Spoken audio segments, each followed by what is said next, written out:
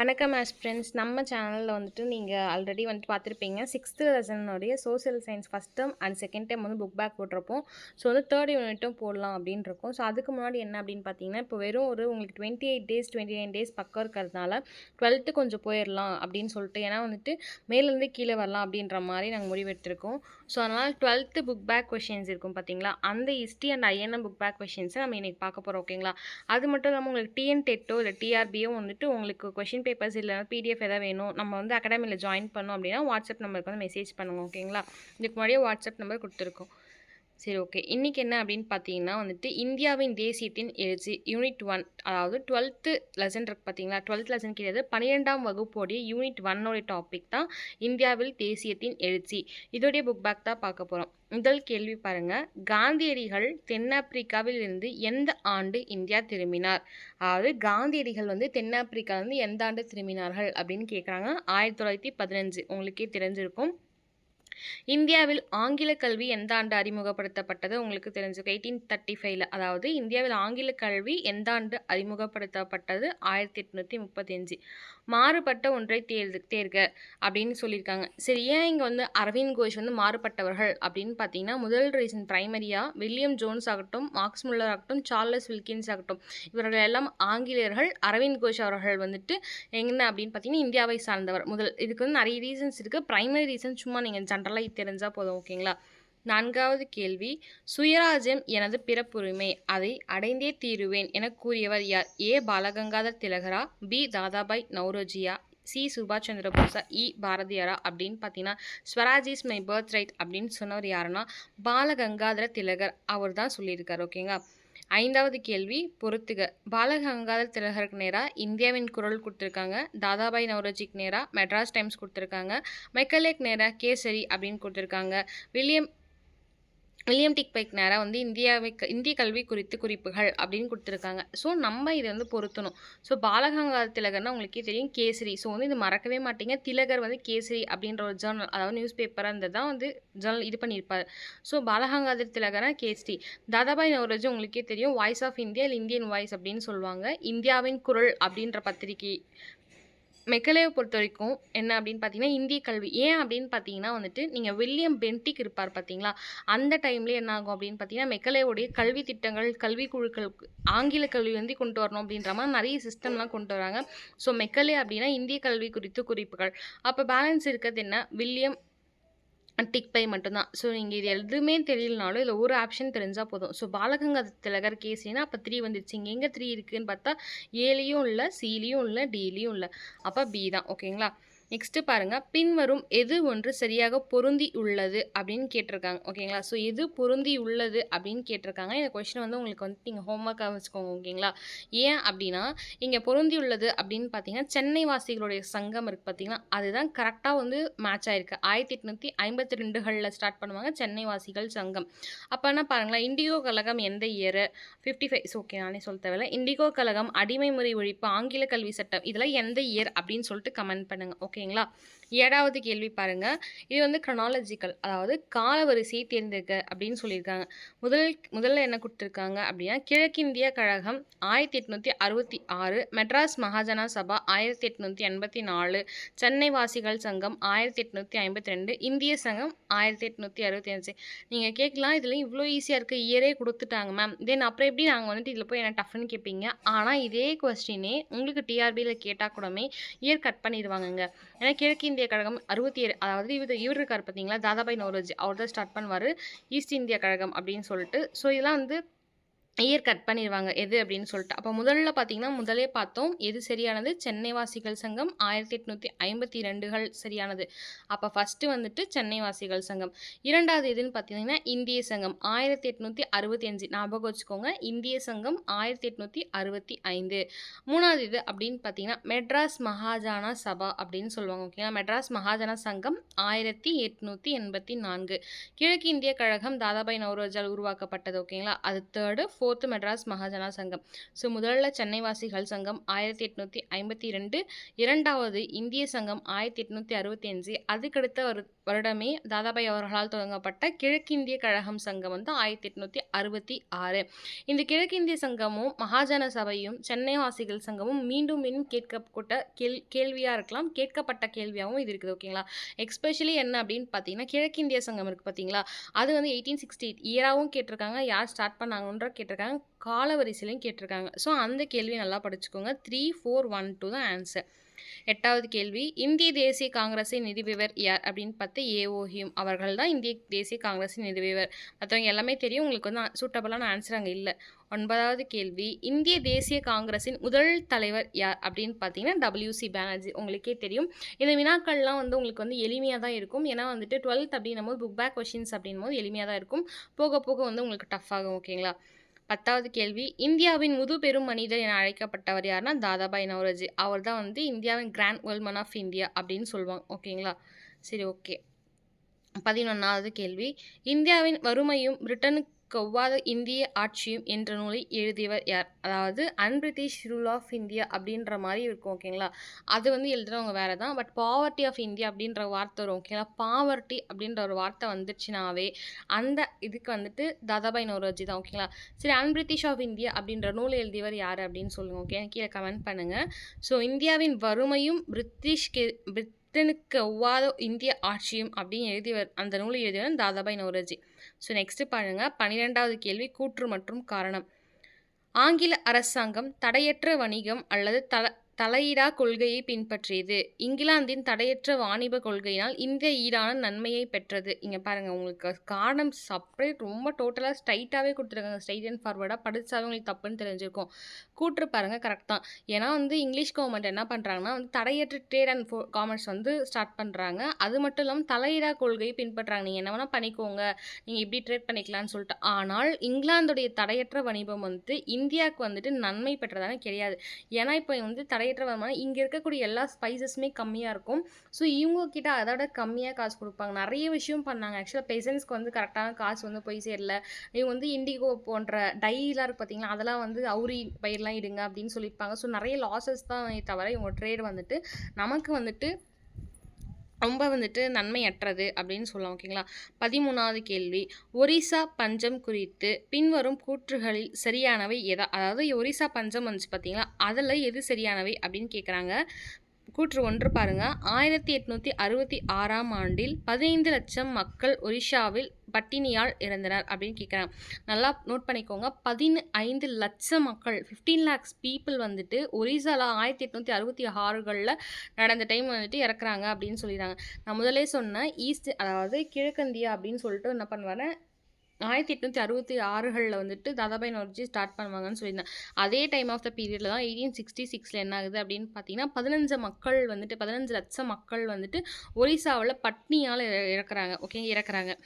கூற்று 2 பாருங்கள், ஸ்டேட்மெண்ட் 2, பஞ்ச காலத்தில் 200 மில்லியன் பவுண்ட் அரிசியை பிரிட்டனுக்கும் ஆங்கில அரசு ஏற்றுமதி செய்தது. இவ்வளோ வஷ்டு பிஹேவியர் பாருங்கள். இவங்க வந்துட்டு ஆல்ரெடி பஞ்சத்தில் 15 லட்சம் மக்கள் வந்து இறந்துட்டாங்க. அப்போ என்ன பண்ணும், ஒரு மனசாட்சி உள்ளவங்களா இருந்தால் நம்ம ஆல்ரெடி நம்மளுடைய நாட்டில் இவங்க வந்து ஆட்சி பண்ணுறாங்க, அதுவே தவறான செயல் தான். சரி, ஓகே, ஆட்சி பண்ணுறாங்கனாலும் அந்த மக்களை வந்து அவங்க மக்களாக நினச்சி பார்க்கணும். சரி, அதுவும் பார்க்கல. இங்கே வந்து ஆல்ரெடி பட்னியால் செத்துட்டு இருக்கும் போது கிட்டத்தட்ட பாருங்கள் 200 மில்லியன் பவுண்டு அரிசியை வந்துட்டு பிரிட்டனுக்கு வந்துட்டு ஆங்கில அரசு வந்துட்டு என்ன பண்ணியிருக்காங்க, ஏற்றுமதி செஞ்சுருக்காங்க. ஓகேங்களா. ஸோ இந்த மாதிரி வந்துட்டு அவங்க இவ்வளோ பண்ணும் போது அப்போ இன்னுமே மக்கள் வந்து இன்னும் கோபங்கள் அதிகமாகுது, இன்னும் மக்கள் இறக்கப்படுகிறார்கள், இன்னும் பட்னியால் இறக்கப்படுவாங்க. ஸோ தாதாபாய் நௌரோஜி எழுதிய பாவர்ட்டி புக்கில் என்ன சொல்லியிருப்பார் அப்படின்னு பார்த்தீங்கன்னா, ஒரு மனிதனை வந்துட்டு எப்படி வர்ணிச்சிருப்பானா, ரொம்ப ரொம்ப ரொம்ப ரொம்ப உள்ளே எலும்பு மட்டும்தான் அவருக்கு தெரிஞ்சது அப்படின்னு சொல்லிட்டு வந்து வர்ணிச்சிருப்பார். அது மட்டும் இல்லாமல் இன்னொரு விஷயம் என்ன சொல்லியிருப்பார் அப்படின்னு பார்த்தீங்கன்னா, ஒரு கழுதை இல்லைனா வந்துட்டு ஒரு மாடு. ஓகேங்களா. கழுதை தான் மேக்ஸிமம் கரெக்டாக வரும். ஸோ அந்த மாதிரி இல்லை ஓனாய் அந்த மாதிரி ஒரு அனிமல் வந்து போதாமா, அதுக்கு அடிச்சுக்கிட்டு அந்த மக்களுடைய பசியில் அந்த அனிமலை வந்து அடித்து சாப்பிட்டாங்க. அவ்வளோ வந்துட்டு பசியில் இருந்தாங்க. ஓகேங்களா. ஏன்னா நம்ம அதை சாப்பிட மாட்டோம். ஓகேங்களா. நார்மல் டைமில் நீங்கள் போய் சொன்னால் நீங்கள் சாப்பிடுவோமா, இல்லை. அந்த பசியின் காரணமாக அந்த உயிர் எந்த உயிர் அப்படின்னு கூட பார்க்காம அந்த பசி தீர்க்கணுன்ற வந்துட்டு முதன்மை காரணம் கொண்டு அந்த அனிமலை வந்து சாப்பிட்டாங்க அப்படின்னு சொல்லியிருப்பார். ஓகேங்களா. அவ்வளோ பசி அதிர்ச்சியில இருந்திருக்காங்க மக்கள். 3வது பாருங்க, ஒரிஸ்சா பஞ்சமானது தாதாபாய் நௌரோஜி இந்திய வறுமை குறித்து வாழ்வுநாள் ஆய்வை மேற்கொள்ள தூண்டியது. எக்ஸாக்ட்லி என்ன அப்படின்னு பார்த்தீங்கன்னா, இந்த இந்த இன்சிடென்ட்லாம் நடக்குது பார்த்தீங்களா, இத பார்த்து வந்துட்டு தாதாபாய் நௌரோஜிக்கு ரொம்ப வந்து மனசு ரொம்ப வந்துட்டு என்னடா இப்படி பண்றாங்கன்னு. ஸோ இந்த இன்சிடென்ட் வச்சு தான் அவர் என்ன பண்றாரு, இந்த பாவர்ட்டியோட புக்கே எழுத ஸ்டார்ட் பண்றாரு. ஸோ அந்த பாவர்ட்டியோட புக்ல தான் நிறைய வந்துட்டு இந்த நியூஸஸ்லாம் நமக்கு தெரிஞ்சிருக்கும். ஒடிசால வந்து இப்படி பஞ்சம் ஏற்பட்டது, இவ்வளோ பேர் வந்துட்டு இறந்தார்கள், இவ்வளோ அரிசி வந்து ஏற்றுமதி செய்தார்கள், ஆங்கில அரசு இவ்வளோ வஷ்டாந்திருக்கு, இவ்வளோ பஞ்சத்துலேயும் அவங்க வந்து நிறைய அமௌண்ட்டை வந்து சென்ட் பண்ணாங்க அப்படின்ற ஒரு குறிப்பு, எக்கனாமிக்கல் குறிப்பு எல்லாமே இவர் தான் எழுதியிருப்பாரு அப்படின்னு சொல்கிறாங்க. ஸோ பாருங்க, ஸ்டேட்மெண்ட் 3மே கரெக்ட் தான் நம்மளை பொறுத்த வரைக்கும். ஓகேவா? ஸோ நெக்ஸ்ட் பாருங்க, குறுகிய விடையில இது தேவையில்லை. ஓகேங்களா? தேசியம், புதிய நில உடைமை உரிமையாளர்கள் ஏற்பட்ட பாதிப்புகள், அவுரி கழகம் 1859 to 60. ஓகேங்களா? இல்பர்ட் மசோதா பற்றி பார்த்துக்கலாம். 1883களில் இல்பர்ட் மசோதாவுக்கு ஆதரவாக இந்திய கிளர்ச்சிகள் நடந்தன. நெக்ஸ்ட் பாருங்க, தேசிய அளவில் ஒரு அரசியல் சார் அமைப்பை உருவாக்க வேண்டுமென உணர்ந்தனர். ஒருவித தேசிய உணர்வை தோன்றி இறுதியில் இந்திய தேசிய காங்கிரஸ் உதயமானது. எப்போ? 1883ல் இல்பர்ட் பில், அதாவது மசோதா பில் வந்து நடக்குது. அதனுடைய தாக்கம் தான் என்ன அப்படின்னு பார்த்தீங்கன்னா, ஒரு வழியாக 1885களில் உங்களுக்கு என்ன உருவாகுதுன்னா, ஐஎன்சி உருவாகிறதுக்கான காரணமாகவே இருக்குது அப்படின்னு சொல்கிறாங்க. அதாவது இந்திய நேஷனல் காங்கிரஸ் உருவாகிறதுக்கு ஒரு கிளர்ச்சிகள், இந்த மக்களுடைய கிளர்ச்சிகள், இல்பர்ட் மசோதாவுடைய தாக்கம் இருக்கலாம் அப்படின்னு சொல்லிட்டு சொல்கிறாங்க. ஓகேங்களா? நெக்ஸ்ட் வந்துட்டு என்னன்னா, இது நம்ம அகாடமி ஸ்டூடெண்ட்க்கு நான் உங்களுக்கு இந்த பிடிஎஃப் சென்ட் பண்ணி விட்டுறேன். ஓகேங்களா? சப்போஸ் உங்களுக்கு வந்து நம்ம அகாடமியில் இல்லை அப்படின்னா, நீங்கள் வந்து பாடசாலை அப்படின்னு சொல்லிட்டு கவர்மெண்ட் ஆப் இருக்கும், நான் டைப் பண்ணி பார்த்தீங்கன்னா வரும். ஓகேங்களா? சரி, ஓகே. அதுக்கடுத்தது பாருங்கள், இந்திய தேசிய காங்கிரஸுக்கு முன்னர் தொடங்கப்பட்ட அமைப்புகளுடைய பட்டியல்கள்லாம் இருக்குது, அதை பார்த்துக்கலாம். தாதாபாய் நௌரோஜி நிறுவிய இந்திய சங்கம், அதாவது தாதாபாய் தான் கிராண்ட்மேன் ஆஃப் ஓல்டு இந்தியான்னு சொல்லுவோம் பார்த்தீங்களா, அந்த தாதாபாய் நௌரோஜி நிறுவிய இந்திய சங்கம் எப்போ அப்படின்னு பார்த்தீங்கன்னா 1866களில். அதுக்கப்புறம் தான் ஒரு ஈஸ்ட் இந்தியா அப்படின்னு சொல்லிட்டு 66களில் வந்து தொடங்குவார். ஓகேங்களா? அதே போல் பாருங்கள், அதான் சொன்ன கிழக்கிந்திய கழகம், தாதாபாய் நௌரோஜி நிறுவிய கிழக்கிந்திய கழகம் 1866களில் சென்னை வாசிகள் சங்கம் தான் ஃபஸ்ட்டு ஸ்டார்ட் பண்ணது. 1852களில் சென்னை மகாஜன சபா. ஓகேங்களா? இது வந்து எஸ்எம்எஸ் அப்படின்னு சொல்லிட்டு நான் ஞாபகம் வச்சுக்கிட்டோம். நாங்கள் படிக்கும்போது மேபி நீங்கள் ஞாபகம் வச்சுக்கலாம். எஸ்எம்எஸ் தான் சென்னை. ஓகே, சென்னை மகாஜன சபா அப்படின்ற மாதிரி எஸ் வராது, பட் சும்மா சென்னைக்கு எஸ், மகாஜனாக்கு எம், எஸ். ஓகேங்களா? அந்த மாதிரி ஞாபகம் வச்சுக்கணும். 1884. ஸோ க்ரொனாலஜிக்கல் நம்ம முன்னமே பார்த்த இந்த கொஷினை. ஸோ வந்து கால முக்கிய தேசியவாதிகள் அப்படின்னு பார்க்கும்போது யார் அப்படின்னா, ஏஓ ஹியூம் அவர்கள், டபிள்யூசி பானர்ஜி, சுரேந்திரநாத் பானர்ஜி, தாதாபாய் நௌரோஜியில் முக்கியமானவர்கள். 2வது கட்டம் அப்படின்னு பார்க்கும்போது கோபாலகிருஷ்ண கோகலே அவர்கள், பக்ருதீன் தியாப்ஜி அவர்கள், பெரோஷா மேத்தா அவர்கள். 3வது கட்டம் அப்படின்னு பார்க்கும்போது லாலா லஜபதி ராய் அவர்கள், பிபின் சந்திராபால் அவர்கள், பாலகங்காதர் திலகர். ஓகேங்களா? இந்த 3 பேர் லாஸ்ட்டில் இருக்காங்களா, லாலா லஜபதி ராய், பிபின் சந்திராபால், பாலகங்காதர் திலகர், இவர்கள்லாம் வந்து பால் அப்படி 3 பால் அப்படின்னு சொல்லுவார்கள். ஓகேங்களா? ஏன்னா லாலா லஜபதி ராய் அவர்கள் லால், ஓகே, லாலு பால், ஓகேவா, லால் பால் பால் அப்படின்ற மாதிரி வரும். ஸோ இந்திய கல்வி அப்படின்னும் போது 1835களில் மெக்கலே அவர்கள் இந்திய கல்வி குறித்து குறிப்புகள் வந்து வெளியிடுறாரு அப்படின்னு படித்தோம். நெக்ஸ்ட் 1853கள் அப்படின்னு பார்க்கும்போது சீர்திருத்த கழக தலைவரின் சென்னை வருகை, அதை பற்றி பார்க்கலாம். ஓகேங்களா? ஏன் இதை பார்க்குறோம் அப்படின்னா, இது வந்து 1 மார்க்காக கூட கேட்கலாம் மேபி. ஏன்னா 12th புக் பேக்குன்னும் போது நம்ம வந்து ஒவ்வொரு கொஸ்டினும் எப்படி க்ரொனாலஜிக்கலில் கேட்பாங்களா, கூற்றுக்காரணமில் கேட்பாங்களா அப்படின்ற மாதிரி நம்ம பார்க்கணும். ஸோ பாருங்கள், 1853 இந்திய சீர்திருத்த கழக தலைவரின் சென்னை வருகை. HD செய்மோர் இந்திய சீர்திருத்த கழகத்தின் தலைவராக இருந்தார். இந்த கேள்வி எப்படி எழுப்பப்படும், இல்லை இந்த கேள்வி எப்படி கேட்பாங்க அப்படின்னு பார்த்தீங்கன்னா, இந்திய சீர்திருத்த கழக தலைவர் யார் அப்படின்னு கேட்கலாம், இல்லை இயர்னு கேட்கலாம். இயர் அப்படின்னு பார்த்தீங்கன்னா 52, தலைவர் அப்படின்னு பார்த்தீங்கன்னா HD செய்மோர் அவர்கள். ஓகேவா?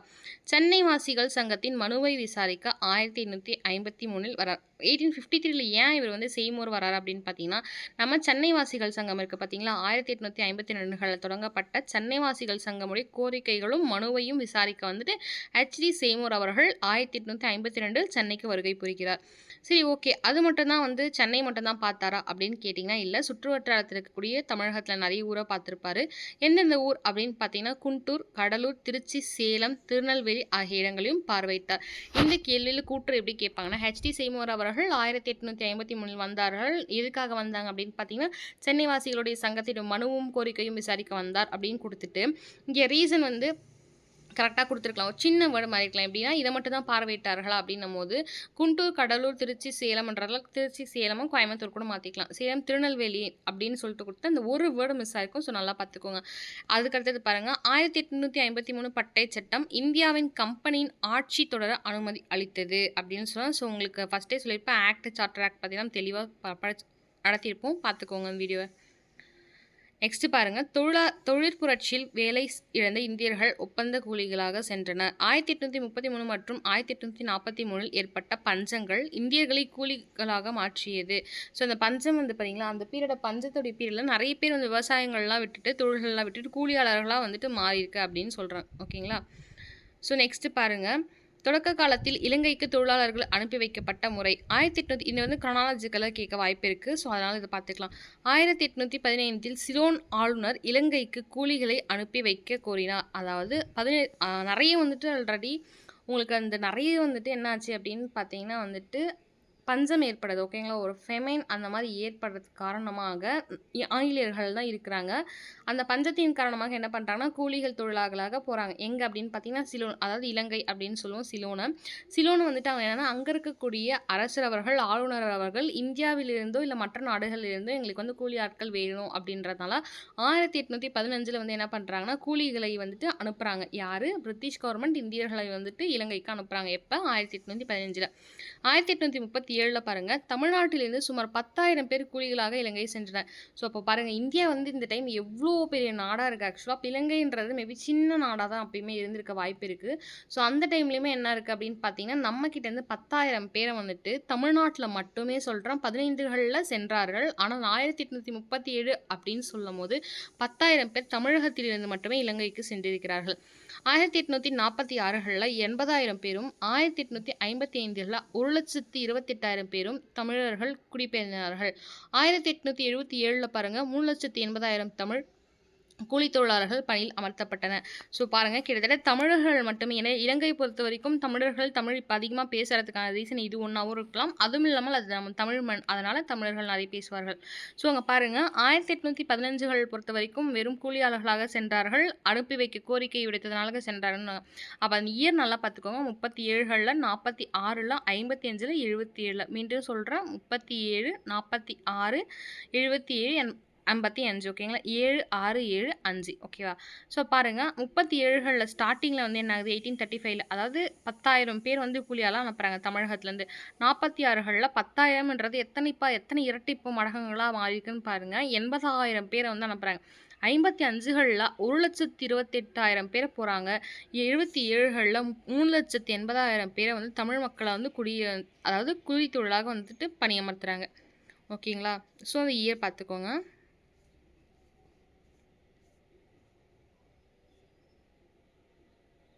ஓகே, இது சும்மா பார்க்கலாம். ஏன்னா பாலிட்டியும் உங்களுக்கு ஜிகேல வரும். 1870களில் இந்திய தண்டனை சட்டம். எந்த ஆண்டு இந்திய தண்டனை சட்டம் இருக்குன்னா 1870. ஓகேங்களா. பிரிவு 124 IA அடக்குமுறை ஒழுங்கற்ற சட்டம். 1872 பத்திரிகை தணிக்கை உட்படுத்திய பிராந்திய மொழி சட்டம், அதாவது வெர்னாக்குலர் பிரஸ் ஆக்ட்னு சொல்லுவோம் பார்த்தீங்களா, அந்த சட்டம் 1878 வந்தது. ஓகேங்களா. இது மாதிரி ஞாபகம் வச்சுக்கோங்க. நெக்ஸ்ட் என்ன அப்படின்னு பார்த்தீங்கன்னா, அடுத்த லெசன் நம்ம போகலாம். ஸோ இந்த இந்திய பத்திரிகை பார்த்துக்கோங்க. ஆக்சுவலாக தாதாபாய் நௌரோஜியால் ஏற்பட்ட செல்வ சுரண்டல் என்னும் கோட்பாட்டை முன்வைத்தார்.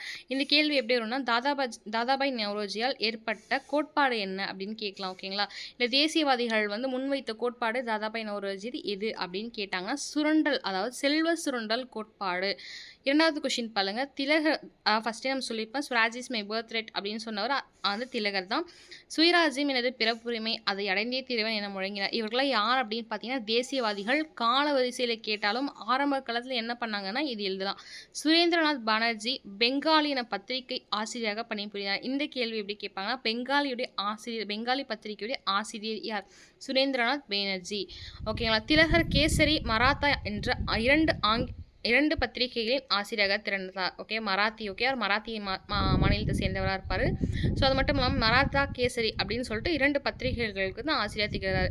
நௌரோஜி என்ன பண்ணுறாரு, வாய்ஸ் ஆஃப் இந்தியா, நான் ஃபஸ்ட்டே சொல்லியிருப்பேன், இந்தியா வாய்ஸ் இல்லை வாய்ஸ் ஆஃப் இந்தியா அப்படின்னும் போது அது மட்டும் எழுதுனானா இந்த கேள்வி பாருங்கள். ரெஸ்ட் கோப்தார் அப்படின்ற ஒரு பத்திரிகை வந்து யாரால் யாரால் நடத்தப்பட்டது அப்படின்ற கேள்வி வந்துட்டு நிறைய டைம் கேட்டிருக்காங்க. டிஎன்பிசி ஆகட்டும், செட் ஆகட்டும், நெட் ஆகட்டும், டிஆர்பி ஆகட்டும். இந்த கேள்வி ரொம்ப முக்கியமான கேள்வி.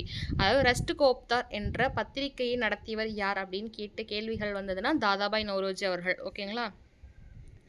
ஸோ ஓகே, இது வந்துட்டு முடிஞ்சது. ஓகேவா. ஃபஸ்ட்டு பாடம் வந்து முடிஞ்சது. செகண்ட் பாடம் வந்து நம்ம அப்புறம் பார்க்கலாம். ஸோ ஃபஸ்ட்டு படம் 20 மினிட்ஸ் தான் ஆயிருக்கு. ஸோ பெருசா ஆகல. செகண்ட் வந்துட்டு நம்ம ஈவினிங் செக்ஷன்லேயே போடலாம். ஓகேங்களா?